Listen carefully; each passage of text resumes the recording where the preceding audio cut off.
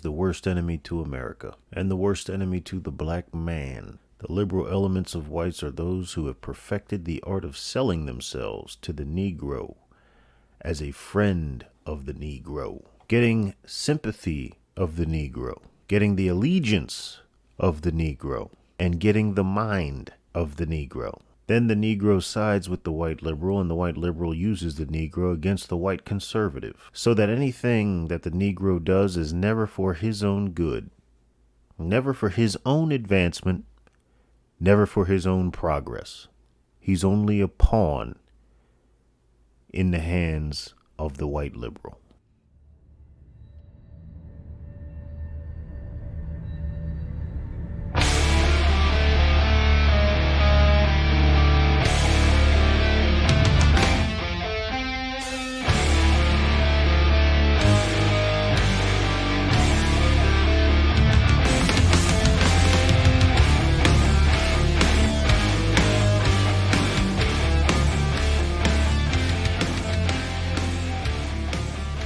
Welcome back to Planet Hog, ladies and gentlemen. Thank you for joining me tonight. I think most of you will recognize those words. Those words are not my own. I don't use the word Negro that frequently. Those are the words of one Malcolm X. Yeah, so that is one of his more famous quotes, and it's funny because wokies love quoting Malcolm X, but they never seem to quote that one. I mean, that one just seems to always somehow never get factored in. Never gets mentioned. And, today actually I was going to talk about something else. I was going to talk about my man Ron DeSantis signing that that bill banning trans athletes. I think I'll do that one tomorrow. But, Ron DeSavage, he strikes again. I think he's really building that resume, but I'm not going to go too much into that. So today we're going to talk about, well, you see the title. White King, Black Pawns. And I do want to mark and hope everyone notes that my tone in this isn't a, screw the white man video. I think most of you know enough about me at this point to know that that's not my wavelength. There's plenty of people out there who are like that, but that's not my wavelength. What I want to talk about today, and really how this got brought up, this was kind of peripherally mentioned in a few discussions that I've had recently. I did end up posting this quote to my Instagram. That is at forever.hog for those who want to follow. But I also mentioned this also got brought up the other night on Tommy Sotomayor's show when we were chopping it up about that god awful first grade video. But then it also kind of manifests itself in my life in terms of I was doing some news. So on the way to work today, I was looking at video that the Daily Wire posted about how Joe Biden was doing. And everybody was pretty much like, oh, he sucks. And they asked two black dudes, right? And I just cringed. It was a pre-cringe because I just knew what was going to be said was going to be stupid, and it was going to make my skin boil. And sure enough, the only person, the highest grade he got, because I said rank him 1 through 10. The highest grade he got came from a black dude, but he couldn't articulate why. He was like, well, he's signing laws and undoing stuff, and he's working, and he's just babbling, just general babbling. And then the second one was like, well, he cut a stimulus check, and that guy, I don't know how to take that guy. He may not have meant to come across the way he came across. But anyway, and then when I was going to do, so I let that kind of roll, right? Then I was looking at the article that I was going to do for Ron DeSantis banning the trans bill. And sure enough, I scroll down this article and there's a lone protester, right? There's one person that the media chose to make the voice of opposition against him. Can you guess the ethnicity of that person?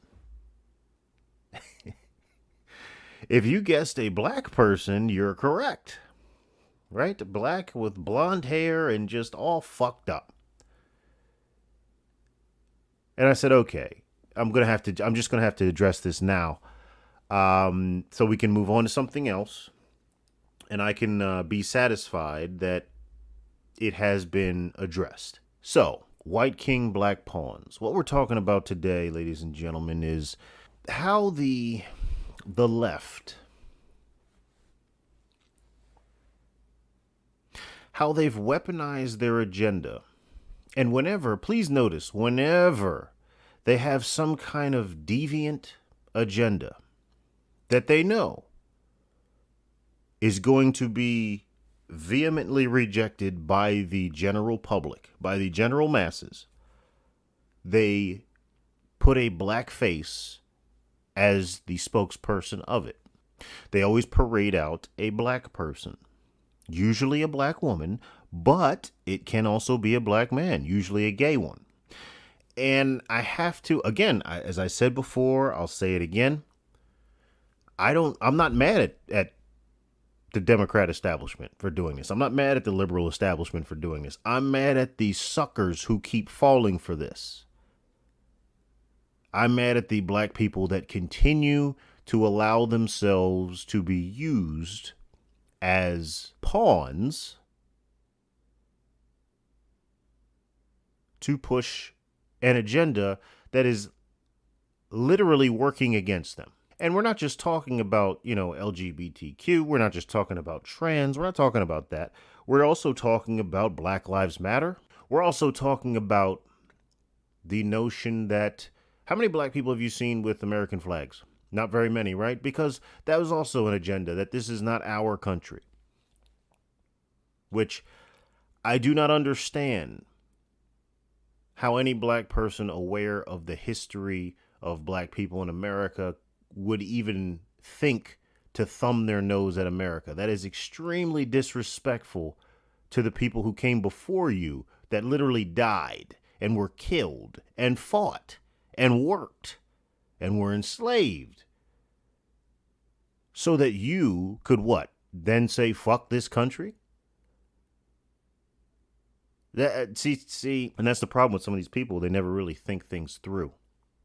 Black people should really be the most patriotic people there are because of the cost to get us where we are now. So if we were to line up all of the ethnicities in America and kind of plot their journey to citizenship and where they participated in making America what it is, who has more on the resume in terms of, well, okay, let's just play it out. Who was there for the American Revolution? White people, Indians, black people. Who was there for the Civil War? White people, black people. Who was there, going out of chronological order here, sorry. Who was there for the War of 1812? White people, black people, Indians. Who was there for World War I? So you get what I'm saying. We've been here almost from the very beginning. Almost, right? Because I'm not a 1619 believer. I'm a believer in actual history, not bullshit history, okay? Not feel-good history. Not history that's meant to, and I don't even understand the purpose of it because these are people who purport that they are perpetual victims. But later on that. Who else was here longer than blacks and whites? And white people have no problem embracing this country, obviously. So I don't understand why black people have a problem embracing this country. Then when you add in the fact of slavery, well, that, in my opinion, that puts us over the top. We should love this country more because there was more, that was another additional hurdle. And yes, there was indentured servitude, but that was for a period of, I believe, 7 years. And it was in exchange for passage to the country where white people would work for white people and then they were free. That's a little different than about 200 years of slavery. So black people should be front and center with that American flag because of the cost of just getting us where we are today. If you look at where most civilizations that were enslaved ended up, if you look at how most of them ended up, the ones that did not leave that land were either assimilated into the dominant culture or wiped out. Certainly having their numbers reduced to an insignificant amount, like our friends the Indians. There's like 5 of them left. Maybe 6. I don't know. Elizabeth Warren. Okay, so there's 6 and a quarter. And that's why you'll never hear me belittle this country. I may belittle the people who run the country, but I love this country. This country is my home. But it seems that with whatever agenda they have, right? Whether it was Black Lives Matter during the summer and George Floyd being the icon of that, and then you have people like Joe Biden saying that George Floyd's death was more impactful than Martin Luther King's. And again, when he says that ignorant shit, and you see I can't believe he said that. But did you vote for him? Oh, yeah, because Donald Trump. Okay, then shut the fuck up. Then shut the fuck up. Because at this point, you're encouraging them to say this ignorant shit. But I came to a revelation as I kind of thought this through. And I put it to you all. And again, if you guys disagree with me, hey, let me know. We can talk about it. But I came to a revelation, and it kind of feeds off of my policy of not blaming liberals. And that's actually how I came to it, because I said, I'm blaming liberals here. So why am I blaming liberals? How can I see this in its totality? And in its totality, I came to the revelation that most black people enjoy being the subjects of white liberals. Remember, when slavery was ended, not all the slaves were happy that slavery was ended. Some of them were very happy and content in the environment in which they lived. They were happy in servitude. It was simple. Their life was laid out for them. They didn't have to think on their own. They'd learned to become dependent. They've learned to accept subjugation. They made their peace with living under the boot of their masters. So back to goofy-ass Joe Biden and the Democrats, they enjoy it. Why else would they continue to vote for this man? Nothing has been done. As much as the Democrats prey on the black vote, as much as they love to line up and tell us to our faces how to vote and who to vote for, and if you don't vote for me, you ain't black. And how about Chelsea Handler? I had to remind 50 Cent that he was a black man. The disrespect never seems to end. And every time somebody's apologizing for blackface, every time somebody comes out and has to apologize because some photos came about, Sarah Silverman, liberal. Jack Trudeau, the Prime Minister of Canada, liberal, super liberal. That guy who's the governor of Virginia, can't think of his name, liberal. Jimmy Kimmel, liberal. Every time somebody's apologizing for doing something that the subjects, right, these black liberal subjects would be offended about, it ends up being one of their quote-unquote allies. How about Jakari Jackson, the black officer in Portland who was there on the front line during the George Floyd riots, and he was talking about how every time he would want to talk to or get the chance to talk to a black person, because there would be black people that riot that said, dude, how can you be on that side? I can't understand how you can be on that side. And on the one hand, I applaud his aplomb. I applaud his sang-froid, because I don't know if I'd be able to have that conversation. But he tried to. He tried to have this conversation and enlighten these people. And he said his own testimony. I'll actually include the link to his, he did a video interview. I'll include that link in case you haven't seen it. I'll include that in the description. But he said every single time I would get to the point where I'm talking to a black person, he said this to this one black girl. He said, every time I try to talk to you, one of your white allies steps between and stops me from talking to you. And he said literally as he was saying that, some white Antifa chick stepped in between the black girl and him and asked the black girl, why are you talking to him? See, that kind of presumptive authority, that kind of arrogant, vulgar will to power, that kind of patronizing, we need to monitor the savages. We need to think for these unthinking creatures. And you know what? The saddest part is I didn't hear any story saying that girl, the black girl, who was talking to Officer Jackson, she went along with these people. She continued to ride alongside of them. So there you go. There you fucking go. If these people continue to see them as allies, And I'm talking about the black people that need the capital B, right? That's how I'm going to differentiate. If capital B is a thing, okay, then whenever I use capital B, because I don't need that to feel good about myself, right? The Associated Press started doing that after the George Floyd riots. If you notice in some of these publications, black is a capital B, even though white's a lowercase w, Asian's a lowercase a, or well, Asian's not a lowercase a. That's an actual nationality. But in terms of the colors, brown is a lowercase b, but black is an uppercase B because black people are America's short bus in the eyes of the liberal. We exist somewhere in the realm between a retarded child and the spotted seal that they've symbolically adopted, right? Some of these capital B blacks, actually most of them, they'd be very happy with their picture on the refrigerator. Oh, I'm taking care of Trinetia. Yeah. I symbolically adopted a tiger and I've got a Negro. They're very happy because why else? Why else do they go along with it? You notice white liberals do not do this with any other group. They don't presume to be in charge of any other group except these capital B blacks. We need special attention. And that's supposed to make people feel better about themselves. Oh, look, the black has a capital B. So fine, if that's a thing, then I will use it. But when I use it, I'm talking about the pets of the white liberals, the blacks who need that B to feel good about themselves, the ones who want to talk about how mighty and wonderful the black race is and how we invented everything under the sun and how everybody's black and how everything came out of Africa and all this shit. But they still see themselves as victims. But the cops are out to get me. But the system is against me. But wait, what about all that black machismo shit? So the more I thought about it, I said, these people enjoy being the subjects of these white liberals. Why? Well, it's a symbiotic relationship. You see, it's actually quite clever because the white liberals get to be as racist as they have always been towards blacks. Need I remind you, the KKK functioned as the enforcement arm of what party? The Democrat Party. Much like how Antifa functions now, but we'll probably have to do another episode on that because they are basically the same thing. Both of them operate outside the law, and both of them are working in cahoots with the Democrat Party. Hell, Kamala Harris used her campaign fund to bail out rioters.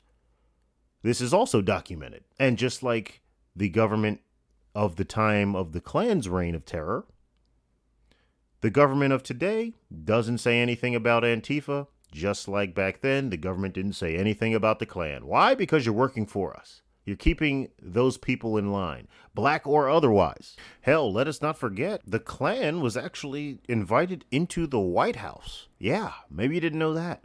The Klan was actually invited into the White House. By whom? Woodrow Wilson. As a matter of fact, he was the first president to screen a movie in the White House, and that movie that he screened was Birth of a Nation, a movie that portrayed the Klan as heroes, chasing away the evil black subhuman creatures. Yes. And what was Woodrow Wilson? Oh, he was a liberal Democrat progressive. I can remember the story around this time last year. I believe it was in Colorado. I'll find that and throw that in the description as well. Where there was a black dude, I forget who he was marching with, maybe the Proud Boys, maybe somebody else, or maybe it was just an All Lives Matter thing. But they kicked his teeth out. There you go. And back to Jakari Jackson, he also said, these people who claim to be allies of black folks actually said some of the most racist shit to me that I've ever heard. Telling me how big my nose was. Calling me a sellout. Let's not forget, ladies and gentlemen, that Uncle Tom was allowed to trend on Twitter. And it did. Now, how is that possible when Twitter has, an entire Encyclopedia Britannica of hate speech codes and policies? How's that allowed? Because part of this symbiotic relationship that I started to mention before, you see, the capital B blacks get to be children, never have to be held accountable for their actions. They get to be afraid. They get to be emotional. They get to basically be the stereotype that was created of us. And they're rewarded for it. Look at the people who are promoted in our society. LeBron James, Cardi B, Lil Nas X. Look at the people who get promoted in our society. That dude, Billy Porter, that wore the dress. Look at all the people who get promoted. So they get their little trinkets, right? They get their special treatment, which is what they want. They get their low expectations, which is what they want. And the white liberals get to be as racist as they want to be to conservative blacks, calling Clarence Thomas a sellout, calling Larry Elder and Uncle Tom, calling people like me white, you see? And the blacks and the capital B blacks will just join in with this. Sometimes they lead it. But, black power and all that. So it's really a symbiotic relationship. And it's not just conservative blacks. Really, it's any black person that refuses to acquiesce. Any black person that has the gumption, the self-respect, whatever you want to call it, enough to refuse the narrative crafted for us by white liberals and liberals in general, but we know who created it. See, if you dare to go against that, well, then they get to unleash on you. Much like, after the emancipation, those slaves that dared to venture off of the plantation said, hey, I'm going to go do my own thing now. You know who was waiting for them? White robes, horses. Get over here, boy. Those guys. And what was the message then? Stay your black asses on that plantation, and you'll make pennies on the dollar. You're still going to work for us. I'm sorry, how is that different from these people who are promoted in the media today? I fail to see the difference. Sure, they've upgraded the slave shack. Now you can get a mansion, but you still serve the same purpose, and they still see you the same way. So, on to their agendas. You see, it's very clever, actually, how they do this. Every time they have some kind of perverse agenda, something that America is going to reject soundly. Again, they put a black face at the forefront. Why? Because if you resist it at that point, then you're racist, right? If you resist Black Lives Matter, if you resist this trans movement with this black kid in front of it, well, then you're a racist because you're resisting a black kid. See, it's a very clever conflation where they can say, no, it's not about the trans thing. It's because he's black and maybe because he's trans. But it actually goes deeper than that. And that's what these capital B blacks don't realize. And of course they don't, because if they were smart, well, they wouldn't be voting for the party that has worked against them since its inception. Literally since its inception. And the second part of this is these white liberals who are pushing this, they understand that every person has their breaking point. So they'll keep pushing these black faces out, right? They keep pushing and keep pushing and keep pushing because they know eventually the white people on the other side are going to get fucking sick of it. And they're going to say, you know what? You label me a racist? Fuck it. I'll be a racist because I'm tired of, number one, being accused of something that I'm not. And number two, I'm also tired of your fucking arrogance and your pretentious ways in that you think you can tell me how to live my fucking life. And then we'll probably get some violence. Ooh, now the white liberals really got what they want because now they can go back and say, see, we told you racism was alive. Look at these black people being killed by these white people, these conservative far-right neo-Nazis. When it's really just a dude who busted his ass, working some 9 to 5 just like me, probably never had a problem with black people in his life, probably has a couple of black friends. I work with a lot of guys, a lot of rednecks where I work, pretty cool guys. Guys that bust their ass from sunup to sundown, out in the Florida heat, making decent money. I mean, look, you're not going to get rich doing it, but there's an honor to how they work and the pride they take in their work. And this is not just white. This is everybody who, who's out there working, most blue collar jobs. But they bust their ass. They go home. They turn on the TV just to relax. And then they find out how they're more racist than they were the night before. Then they find out how more of their money is being taken away from them and their family and their bills and the things they have to do and given to people that are black or otherwise. Or maybe that they're being passed up at work. Or maybe someone else is getting a position that they don't deserve because they're black. Or maybe because someone else is being elevated into a position they didn't earn simply because of the optics of it and because some company wants to appear woke. All of that shit adds up. These are the things that mass shootings are made of, by the way. Or perhaps maybe even they find out that they and their children are going to have to start paying out money to people for ills that they didn't do. So you can only push a person so far before they either snap or they push back, potentially both. So it's a very clever game, and these white liberals are playing with house money because, after all, when the other side retaliates, who are they retaliating against? Well, these black people, these black pawns. You get a lot of pawns in chess. Pawns are expendable. Pawns are plentiful. Pawns are useful, but when it's time to drop a piece, you definitely want to drop a pawn. Think about a chess game. What's the first piece to die usually in a chess game? Almost 100% of the time. What is the first piece that comes off the board? A fucking pawn. And the interesting thing is the game keeps going. Like when you play chess, you'll use pawns for what? To set up position, to set up a strategy. Maybe it works, maybe it doesn't. Doesn't matter to that pawn, though. That pawn's dead. Doesn't matter to the king either, because he's got other pawns. You will sacrifice pawns and the game moves on. Consider the best case scenario for a pawn. It advances all the way down to the other side of the board.